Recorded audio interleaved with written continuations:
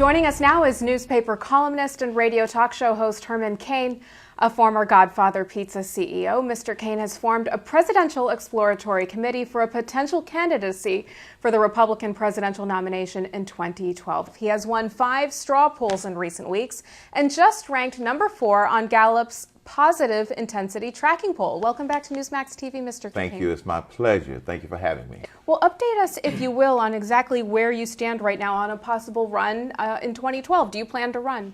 In January, we officially announced the Presidential Exploratory Committee, right? And that's when you put your toe in the water.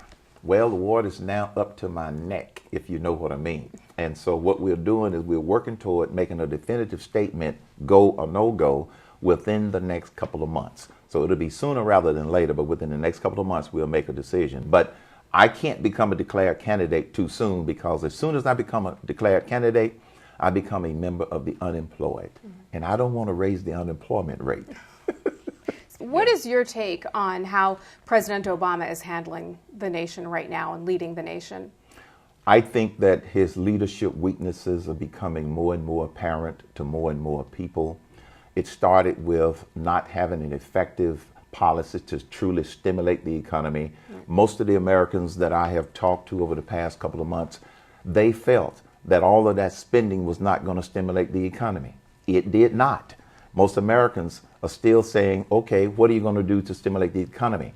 There was no direct stimulus, which is why the unemployment rate has remained high, which is why this economy is still growing at an anemic rate. So from a leadership standpoint, his leadership weaknesses are showing relative to domestic policy because he didn't surround himself with the right people. Secondly, in the handling of the situation in the Middle East, we are spending more money than all of the other countries combined in this skirmish, or whatever he wants to call it. But yet he is trying to take sort of a backseat role rather than a leadership role. And I think the American people believe that if we're going to be putting significant dollars and putting our men and women in harm's way, we want the President of the United States to lead. So I think that his leadership weaknesses are showing. Let's talk about Libya real quickly. President Obama is leading us into a third war here in Libya without getting the consent of Congress. Do you support what he did? And if not, why? He has not answered these 3 questions. So I can't say whether I support or not support. The 3 questions that I had hoped that he would have answered. Number 1, what's the mission? It's not real clear. That's what the American people want to know. Number 2, are we going to have to commit men and women in uniform directly in what's going on in Libya? The American people want to know that. He doesn't have to give the details of where he's going to put one battalion or another battalion. No, they want to know if they understand the mission, if our men and women in uniform are going to be put at risk. The American people want to know that. And number 3, they want to know, do you have a plan for exit or victory? And how do you define that? That's what's not clear. What's ironic, Kathleen, is that he criticized President Bush for not answering those same 3 questions relative to Iraq. And now he has not answered those same 3 questions relative to Libya. Is it an impeachable offense in your view that he did not go to Congress first? I think it is. I also think that it's an impeachable offense to order your Justice Department not to enforce a law here in the United States, the Defense of Marriage Act, to basically instruct or give the direction as president to not enforce the Defense of Marriage Act is a breach of oath. I consider that an impeachable offense. And the members of Congress are going to have to deal with whether they buy his explanation as to why he didn't go to Congress first. But you don't take this country into war without getting the approval of the United States Congress. So I think that the United States Congress are going to have to sort through all of those details. We don't know enough of the details at this point. Do you think that President Obama has shifted U.S. policy away from our ally Israel toward the Muslim world? Yes, because he has been noticeably silent with respect to our support of Israel. And I believe that Israel is not only our best and strongest ally in that part of the world, I believe we should make it stronger. I think we should make it stronger. And we should make a real strong statement about how we stand with Israel. If I were president, there would be no uncertainty about what the United States would do if in fact someone attacked Israel and they tried to defend themselves. We would be there. I would make that known right up front. That's a foreign policy that people can understand, that we're going to be there. Not if Israel gets attacked, well, let's think about it. Well, let's ponder it. Let's go to the United Nations and hold a meeting. No, that's not how you support your true friends. And Israel is our best friend in that part of the world. And I think we ought to make the rest of the world know how we feel about backing them up if they were to get attacked. Let's switch gears real quickly and talk about the price of oil. Yes. Gasoline prices are going through the roof. Folks are having to pay more for food. It's becoming unaffordable for many Americans. Yet President Obama has resisted any more oil drilling. Do you think voters are going to make him pay for this next year? Yes, they are. Voters are not stupid. When you go to Brazil and loan Brazil $2 billion so they can enhance their drilling capabilities, and then tell the Brazilians, we are going to be your best customer. When we've got oil in the outer continental shelf, we've got oil in Alaska, we are the OPEC of coal, we are the OPEC of natural gas. In other words, we have all of the resources necessary to become energy independent. But yet this president puts moratoriums on our ability to drill oil, and he goes and help other countries to drill oil. All that's going to do is drive up the cost of oil because of the speculators figuring we're not going to become energy independent. That's what we need to do. And the thing is, we have the resources to do it. And so the voters understand that. They're getting that message. One of the things that I talk a lot about on my radio show, when I was on my radio show, is that people are not stupid.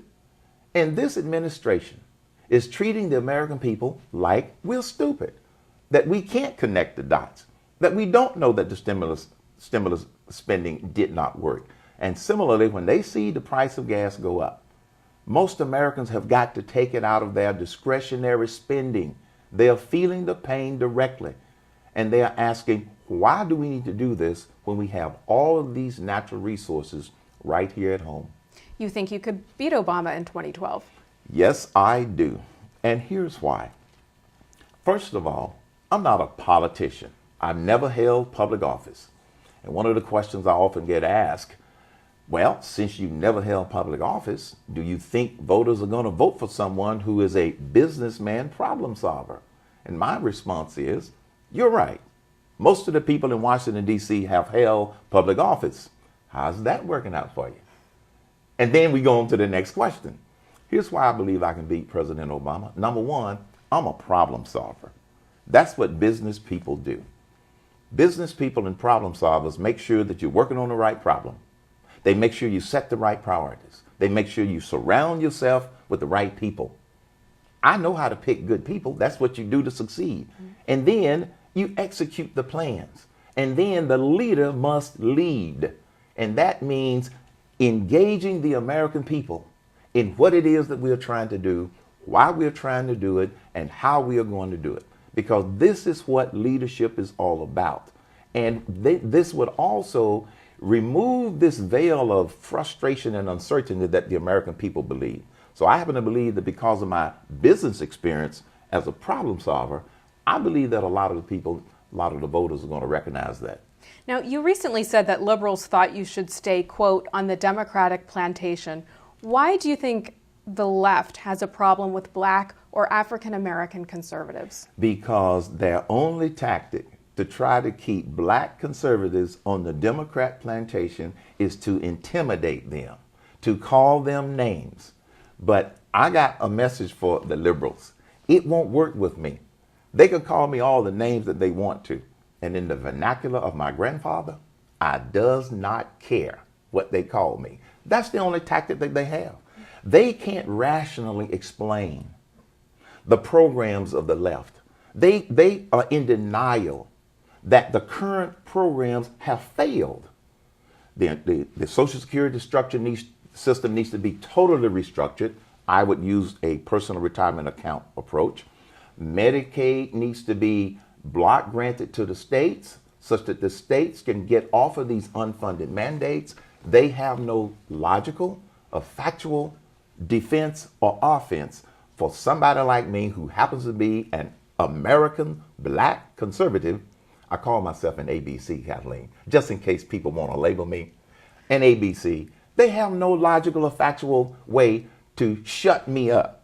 So they try to intimidate me, but that does not work. You recently said that if elected president, you wouldn't be willing to appoint a Muslim to your cabinet or as a judge because of concerns that you have that American Muslims are attempting to force Sharia law on the rest of us. Yes. Subsequently, the Council on American Islamic Relations, also known as CAIR, accused you of bigoted speech. How do you respond to that? Well, they can accuse me of having bigoted speech all they want to. Like I said, I does not care, to use my grandfather's vernacular, and here's why. I want people committed to the Declaration of Independence and the Constitution of the United States in my administration.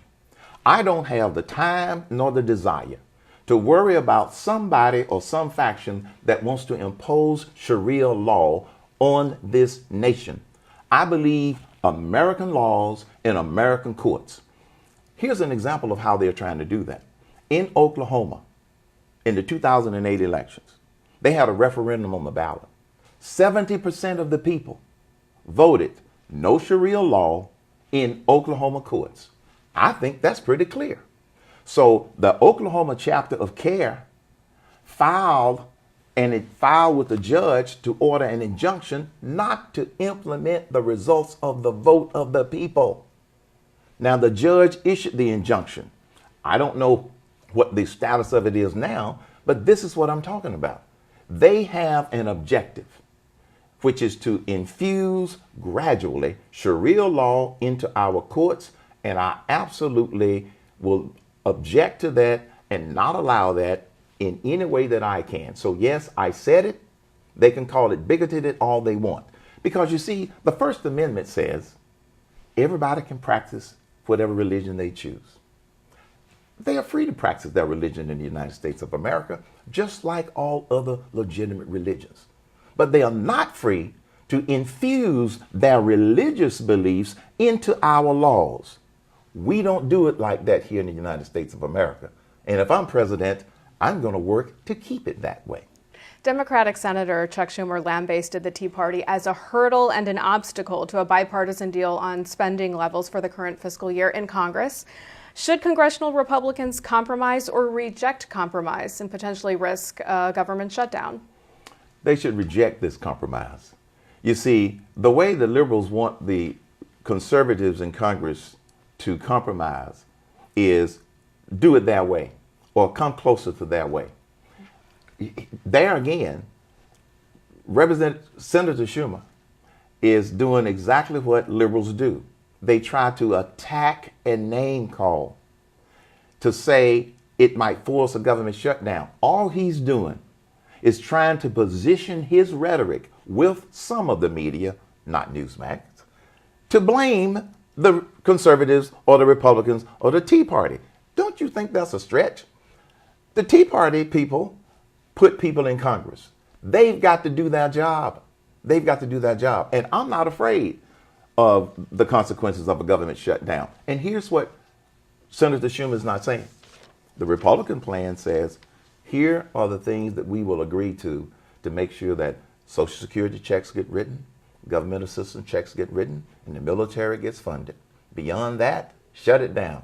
Herman Cain, thanks so much for joining us and for being here today. If folks want to learn more about you, where should they go?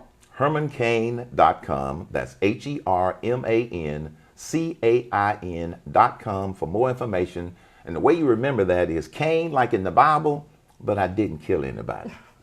Thank you so much. It's great to have you here. We appreciate you stopping by. My pleasure.